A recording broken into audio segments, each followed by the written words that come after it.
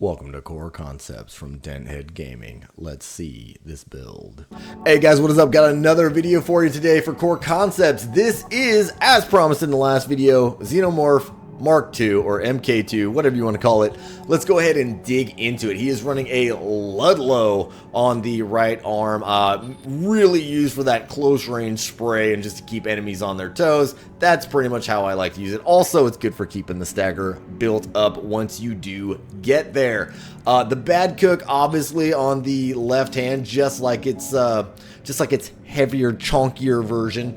It is on the left hand, and it is there mainly just to burninate things and cook them badly, so hence the name Bad Cook. Anyway, moving on to the Huxley, just like its predecessor, on the other side, on the right side, however, and that is also used to help build stagger and keep damage on the opponent. And unlike its predecessor, it is running a shield on the back left. I justified putting the shield on this because I wanted to make it like use weapons from the actual movie and things from the actual movie, and I decided the shield was actually appropriate because in some of the movies there's like that electronic screen where like ships can come through. At least that's what I'm imagining in my head, and that is how I'm justifying putting a shield on there. So that is what I did. I am using the SUQ5 shield, which is the lightest weight shield of all the shoulder shields. I'm sorry, second lightest weight, but it's got a better EN load than the lightest weight one, which is this little guy right here. I'm using it because I really like its 1 full second of IG.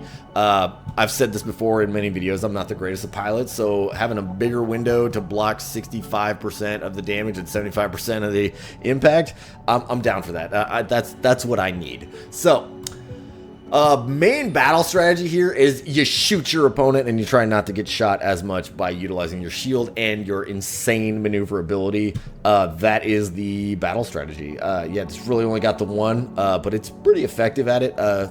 So moving on to the frame, I'm running the F-Mirror head part, just like its predecessor. I'm using this head part because I really like how high the attitude stability is. I also like the high AP. It does get it. They did just a disservice dumbing this Kinetic defense all the way down to 160 when this one's almost 190 and this one's mid 180s.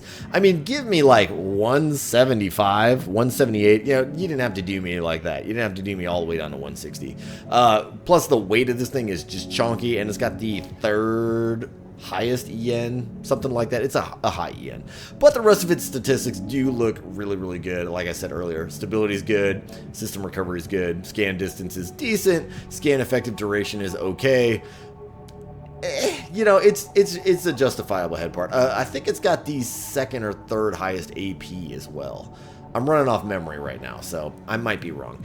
Anyway, Noctra Higher Core. Yeah, unlike the predecessor, which is running the F-Mirror, yeah, the Ephemera core is running the Noctra. I really wanted to emphasize that QB functionality, and that booster efficiency just gets it done for me. So also, I like that it was a little more hunched over because I feel like some of the Xenomorphs in movies are a little bit more hunched over, so it kind of gave it more of a Xenomorph vibe, in my opinion.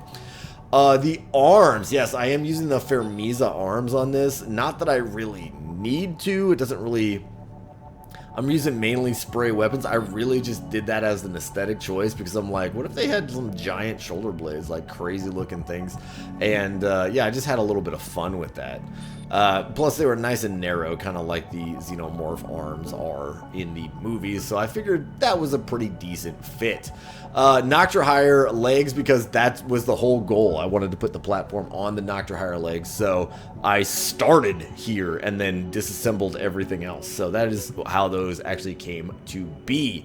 There was a YouTube short I watched not too long ago about someone freaking out that they were trying to justify these as being being reverse jointed legs, and the guy was like, they're not reverse jointed, they're bipedal. I agree with you, they are bipedal. It says bipedal, but then the guy actually pulled up the picture of these and he's like, look, where is it reverse jointed? It's reverse jointed right here. That's where it's reverse jointed. That's why it looks like it's reverse jointed. But it does have a bend point here as well. So if you look right here, it does look like that actuates this way. There's an actuator right there that'll pull it up, which makes it seem like an RJ. That's probably why people think it's an RJ all the time. Anyway, I just went off on a little bit of a tangent there. Alula boosters because I love them.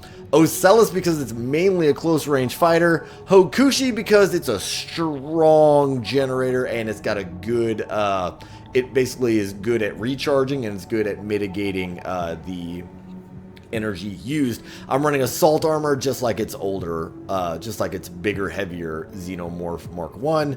Yeah, that's the build and battle strategy. Let me go ahead and show you guys what this thing can do. Come here, Freud.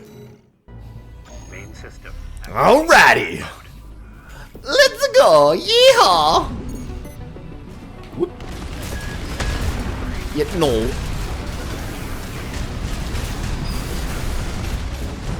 Whoop, awesome.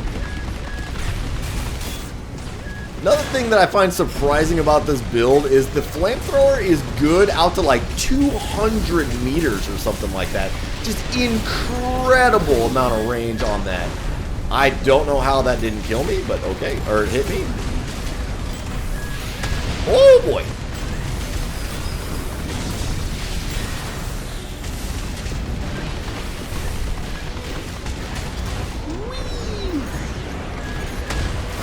Yep, no.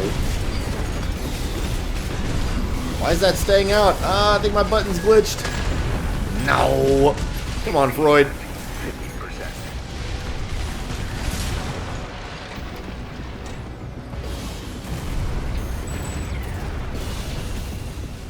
Oh my. Alright guys, that was Xenomorph Mark II. As always, I'm going to go ahead and get you guys that share ID. I'm uploading now just for you. Looks like we got a share ID of TH8AEN24BY6L. If you like it, it's all yours. I had an absolute blast using this big giant robot to blow stuff up. Please like and subscribe. Thank you and goodbye.